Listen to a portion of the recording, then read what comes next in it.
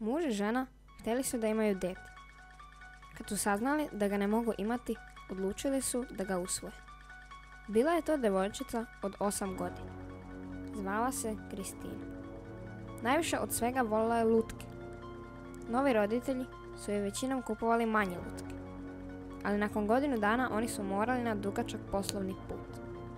Nisu htjeli da bude usamljena, pa su otišli da joj kupe veću i bolju lutku nego inače. Ona je izabrala jednu veoma veliku i jezivu lutku. To je u stvari bila neka kao veštica.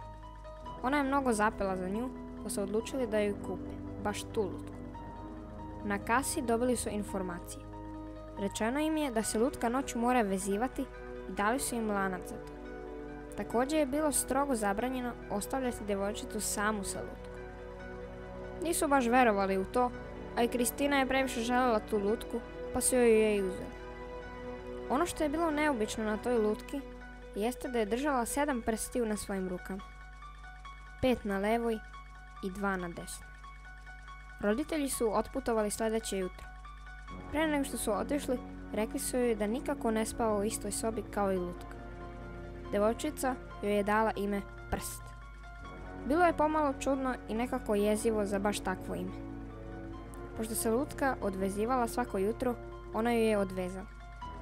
Dan je izgledao odlično. Kad je došlo veče, Kristina je zaboravila da je veže. Ostavila ju je na njenoj stolici i otišla u drugu sobu da spava. Nakon nekog vremena čulo se neko škripanje. To je bio njen stomak. Djevojčica je ustala da nešto pojede. Kad se vraćala u sobu, vrata su bila zatvorena. A kako se ona seća, ostavila je vrata širom otvorena. Tad je začula glas koji govori.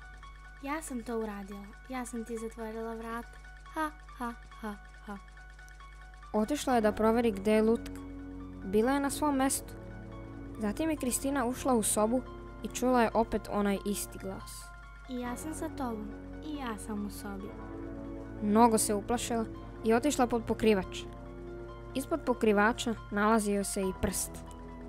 Kad su se Kristinini roditelji vratili, vidjeli su njihovu mrtvu djevojčicu koja je imala oko vrata onaj lanac sa kojim je trebalo da se vezuje lutka. Bili su prestravljeni. Otišli su brzo da nađu tu lutku, ali ona je bila na stolici kako je i djevojčica trebala da je stavi. Na stolicu. Jedina stvar koja se promijenila jeste njeni dlanovi. Prsti. Ovog puta pokazivala je 8 prstiju. 5 na levoj i 3 na desnoj.